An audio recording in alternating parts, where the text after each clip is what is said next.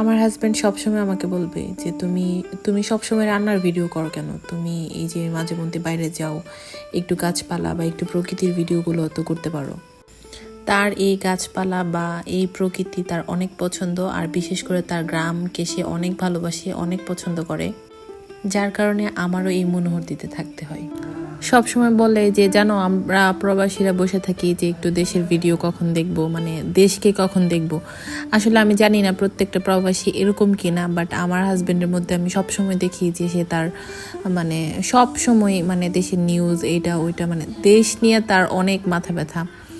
আমি অনেক সময় এটা বললে ওইটা বললে আমি হ্যাঁ শুনতেছি, মানে শোনার ভান করি, বাট ওইরকমভাবে শুনি না। তবে আমি এটা খেয়াল করছি আর কি, সবসময় সে তার দেশকে নিয়ে খুব চিন্তা করে।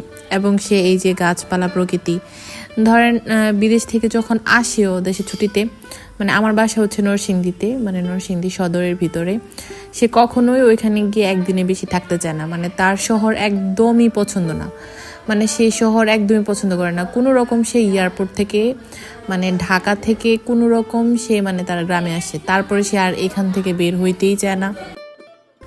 তো এটা গতকালকের ভিডিও, এটা হচ্ছে সোমবার দিনের ভিডিও। তো ওই দিন আমি মনোহর দিতে গেছিলাম কারেন্ট বিল, গ্যাস বিল এগুলো দেওয়ার জন্য।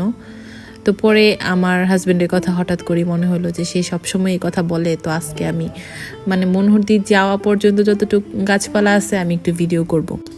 আর আমার হাজব্যান্ড কিন্তু সবসময় বলে যে তুমি বাইরে ঘুরতে যাও, ওইখানে যাও এখানে যাও, মানে আমি যে বলি যে আমার ভাল লাগে না, বাসায় ভাল লাগে না, বা আমার ভালোই লাগে না, এই কথাটা আমি তাকে বলতে বলতে মানে অনেক বিরক্ত করি এই বিষয়টা নিয়ে। তো সে তখন সবসময় বলবে যে একটু বাইরে ঘুরতে যেতে পারো, যা খাইতে ইচ্ছে করে খাও। আর আমি মনোহর দি যাবো আর ডাব খাবো না, মানে আমি মনোহর দি না, আমি যেখানে যাই আমার একটা ডাব খাইতেই হবে। কারণ ডাব, বিশেষ করে শুধু ডাব না, আমার মানে ফল ফল আমার অনেক পছন্দ, যেমন লিচু, ডাব, আনারস, তারপর হচ্ছে তালে শাঁস আসছে এখন, এইগুলা।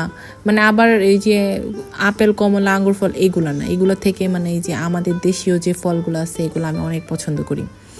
যেমন এই মামা, মানে যিনি আমাকে এখন ডাব খাইতে দিবে, সে মানে জানে আমি ডাবটা কীরকম, মানে কোন ডাবটা খাইতে পছন্দ করি, সে ওইভাবে আমাকে সবসময় ডাব দিবে। মানে হালকা নরম একটা শ্বাস থাকে, ওইটা আমার অনেক পছন্দ। তো আজকে ওইটা আর ছিল না, পরে আমি বলতেছিলাম যে আজকে কিন্তু ওই ডাবে ও নরম শ্বাসটা নাই, আমি কিন্তু টাকা কম দিব। এই যে দেখো একদমই শ্বাস নাই, আর এই শ্বাস না থাকলে যে কত মন খারাপ হয় গাইস।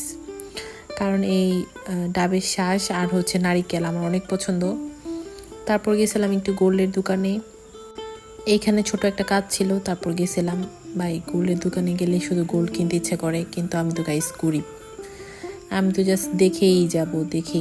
তারপরে এই রিংটা একটু ট্রাই মেরে দেখতেছিলাম, যদিও কিনবো না কারণ টাকা নাই। পরে উনি সান্ত্বনা স্বরূপ আমাকে একটু কফি খাওয়াইলো, আমিও একটু কফি খেয়ে বাসায় চলে আসলাম।